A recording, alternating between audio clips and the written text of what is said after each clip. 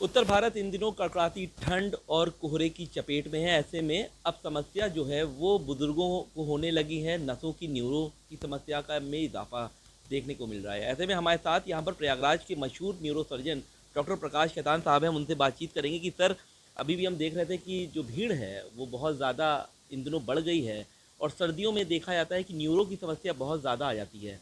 आखिर कारण क्या है इसका है और किस तरीके के मरीज़ अब आपके पास आ रहे हैं? सर्दियों में स्ट्रोक के, माइग्रेन के, हेडेक के, ऑल्टर्ड से थोड़ा सा व्यवहार बदल जाता है, फीवर के, ये सब पेशेंट बहुत आते हैं। जैसा कि आपने बहुत सही कहा कि भाई बुजुर्गों में स्ट्रोक की समस्या ज़्यादा होती है।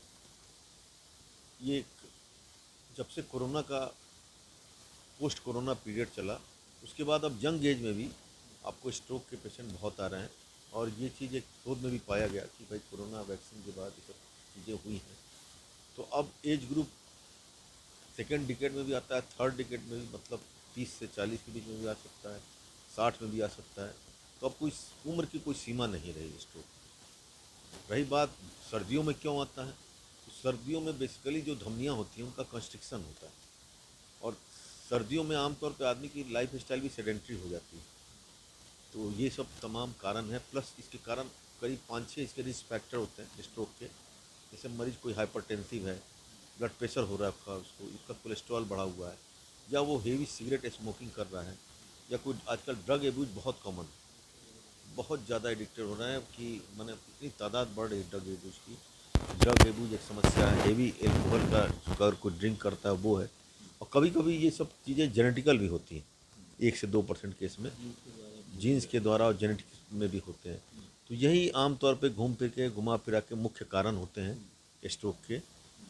सवाल और भी है कि देखा जाता है कि किसी भी बंदे को अगर स्ट्रोक आता है तो वो कितनी जल्दी आपके पास आए, क्योंकि ये भी देखा गया है कि कई लोग इसको इग्नोर करते हैं। हाँ बिल्कुल। कि वो इग्नोर ये करते हैं कि अभी शायद खाना नहीं खाया होगा या कोई और मसला रहा होगा, लेकिन तब तक देर हो जाती है। अमूमन कितनी जल्दी आपके पास उनको आना देखिए हम लोग टर्शरी केयर सेंटर हैं, बेसिकली सुपर स्पेशलिस्ट हैं। चाहिए?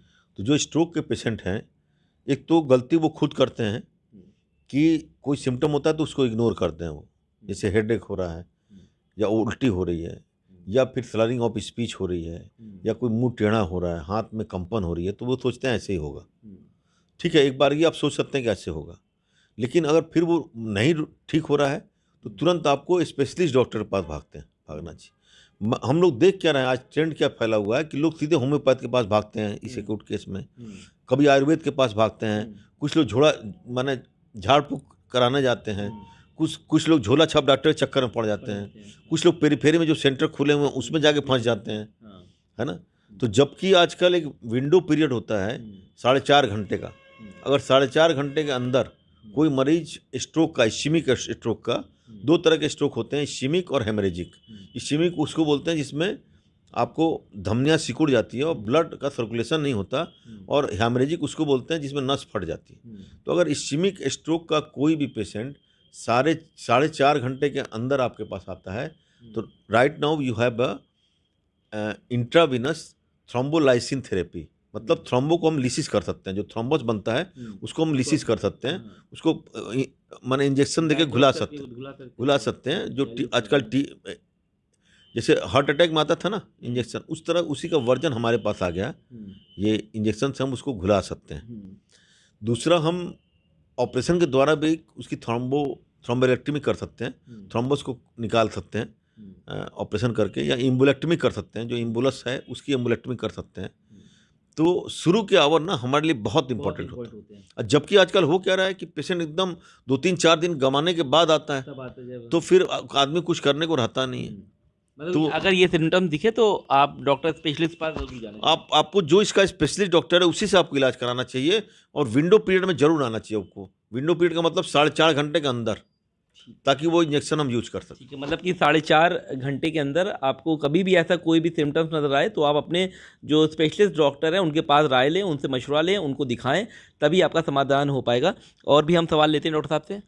अच्छा, और हमने देखा है कि सर माइग्रेन, अभी क्योंकि कई पेशेंट से माइग्रेन के और सर दर्द की प्रॉब्लम बहुत ज़्यादा होती है, तो ऐसे में क्या उनको उनके लिए क्या क्योरिटी चाहिए कि किस तरीके से ये दूर हो?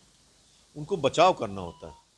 जब भी सर दर्द के मरीज होते हैं उनको ये बचाव करना होता है कि वो खाली पेट न रहें, कोई व्रत वगैरह ना करें, तेज़ धूप से, धुएं से, परफ्यूम की महक, तेज़ ठंड, बाजे की आवाज़, शोरगुल, लड़ाई झगड़े से बचना है, नींद अच्छी लेना है, अपने आप को कवर करके रखना है।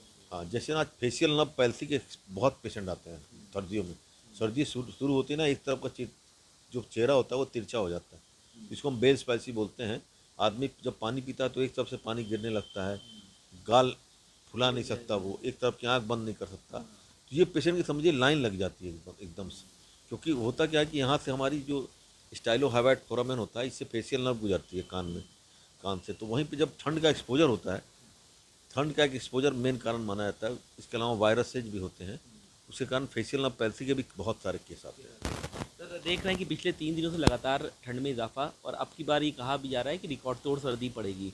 तो ऐसे में पेशेंट जो इजाफा जिनका हो रहा है उनके लिए ये कहना उचित होगा कि वो लोग अपने घर में गर्म कपड़ों का ज़रूर इस्तेमाल करें, ज़्यादा पहने, घर से बाहर निकले तो उनको किस तरीके से केयरिंग। हाँ बिल्कुल, ये तो हर बार ही होता है कि इस बार ठंड सबसे ज़्यादा पड़ेगी, तो ये कोई मसला नहीं है। लेकिन ये है कि जो एक रेगुलर नियमित वॉकर होते हैं, मॉर्निंग वॉकर, उनके मन में एक भ्रम होता है, उनको एक डिल्यूजन होता है कि अरे सर्दी कितनी भी हो हमें कुछ नहीं हो सकता, हम योगा करते हैं माने हमें कुछ नहीं हो सकता, मैं रोज़ प्राणायाम करता हूँ मुझे कुछ नहीं हो सकता। जबकि कई हम लोगों ने नोएडा के भी गुरु जी का किस्सा सुना कि भाई अचानक से सडन हार्ट अटैक आया। तो ऐसा कुछ नहीं होता है, आदमी को अति उत्साहित नहीं होना चाहिए, परिस्थिति और मौसम को देखते हुए अपने उत्साह को चेंज करें और उसी मौसम के मिजाज से अपने मिजाज को बदलें। मतलब कि व्यायाम भी ज़रूरी है और अपना पहनावा भी ज़रूरी है। हाँ, एक निश्चित समय के बाद आपके मौसम में थोड़ी गर्मी आ जाए तब आप बाहर निकलिए, एक अच्छे कपड़े पहन के आइए, है ना। और एक्सरसाइज भी बहुत, जाड़े की कुछ अलग एक्सरसाइज होती है, जाड़े का कुछ अलग खाना होता है, जैसे तिल होते हैं, है ना। तिल बहुत बोला जाता है गर्म होता है, तिल के लड्डू देखते होंगे हमारी माँ वगैरह बनाती थी, गुड़ के लड्डू बनाती थी, है ना। सेवन करें और गर्म पानी, हमेशा गुनगुना पानी पीते रहें। तो ये सब चीज़ें बहुत लाभप्रद हैं। ये भी कहा जाता है कि जाड़े में कत्थे का पान खाइए आप, हमारी जो पौराणिक साहित्य में बोला गया हुआ है, 2 ये पत्ते होते हैं, उसमें कत्था डाल के खाइए, वो भी बहुत फ़ायदा करता है, शरीर के अंदर अंदरूनी गर्मी लाता है। नियमित रूप से आप गुनगुना पानी पीजिए। और कुछ लोग 24 घंटा जो हीटर के अंदर रहते हैं कमरे में, तो वो क्या करते हैं कि अचानक से टेम्परेचर का वेरिएशन होता है। आपके कमरे का टेम्परेचर है, आप समझिए कि करीब 22 डिग्री, या आपने बढ़ा के उसको कर दिया 34 डिग्री, आप बाथरूम गए तो अचानक वो टेम्परेचर का वेरिएशन होता है, तो ये ज़्यादा माने डिटोरेटिंग होता है और ये ज़्यादा फेटल होता है आपके लिए, तो इससे बचना चाहिए। बहुत बहुत शुक्रिया। हमारे साथ डॉक्टर प्रकाश खेतान साहब थे जो बता रहे थे कि आखिर आपको सर्दियों में किस तरीके से अपनी हिफाजत करनी है। हालांकि न्यूरो के जो पेशेंट हैं उसमें इजाफा देखने को मिला है, लेकिन आपको अपना सेहत का ख्याल खुद रखना होगा। गर्म कपड़े पहने, साथ ही साथ गर्म पानी का भी सेवन करें, तभी आप स्वस्थ रह सकते हैं। वीडियो जर्नलिस्ट संगीत उपाध्याय के साथ सैयद आखिर पंजाब केसरी टीवी, प्रयागराज। हमसे जुड़े रहने के लिए हमारे YouTube चैनल को सब्सक्राइब करें और नई वीडियो की नोटिफिकेशन के लिए बेल आइकॉन को दबाएं। अगर आप ये वीडियो Facebook पर देख रहे हैं तो लाइक जरूर करें और ज्यादा से ज्यादा शेयर करें। धन्यवाद।